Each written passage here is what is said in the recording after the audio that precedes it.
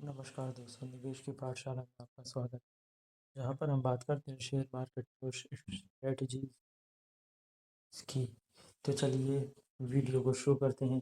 सबसे पहले तो यहाँ पे दी गई किसी भी तरह की जानकारी कोई बाय और सेल का रिकमेंडेशन नहीं है, और किसी भी इन्वेस्टमेंट से पहले आप अपने फाइनेंशियल सलाहकार से अवश्य सलाह लें।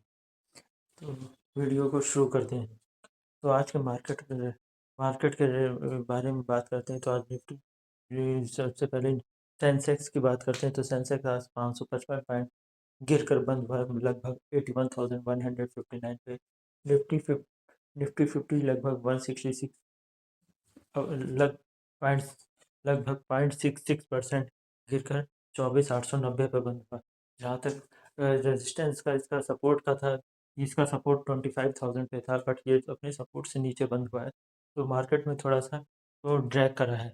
मार्केट को ड्रैग करने वाले ज़्यादातर सेक्टर्स में से realty, IT, auto, financial, consumer durables were among the biggest drag.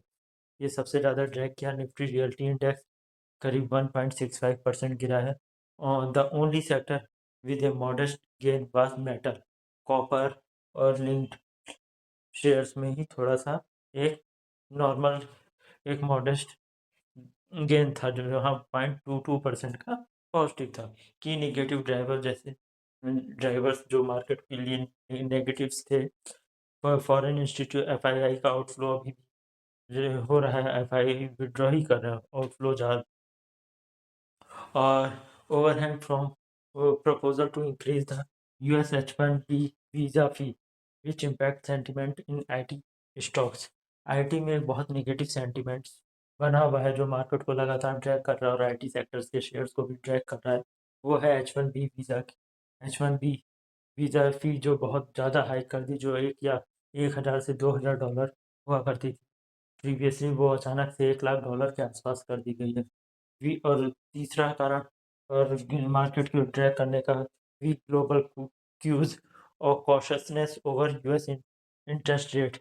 अभी यूएस में इंटरेस्ट रेट के ऊपर भी थोड़ी सी अनसर्टेनिटी है, और यूएस में फेड की भी अभी एक मीटिंग होनी है, वीकली मीटिंग। तो उसकी वजह से भी मार्केट में थोड़ा सा अनसर्टेनिटीज है। अब global and others market theme के बारे में बात करते हैं। एशियन मार्केट में मोस्टली एशियन मार्केट जो है टाइट रेंज में ही चले हैं।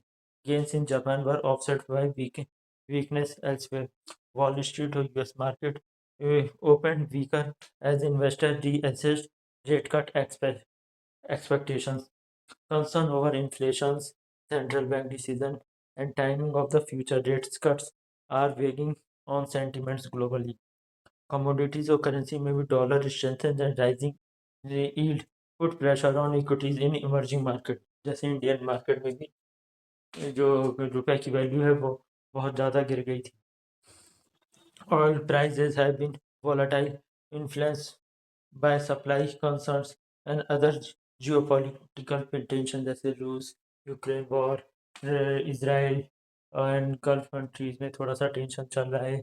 इसराइल गाजा वॉर में इस तरह के ग्लोबल की टेंशंस भी, जियोपॉलिटिकल टेंशंस भी चल रही है मार्केट में लगातार। आउटलुक और के लेवल्स की बात करें तो in India now the resistance is 25,000 और 25,050 पर एक रेजिस्टेंस है। सपोर्ट्स जो पहले 25,000 का था, वो अब लगभग 24,800 24,600 के जोन पर है।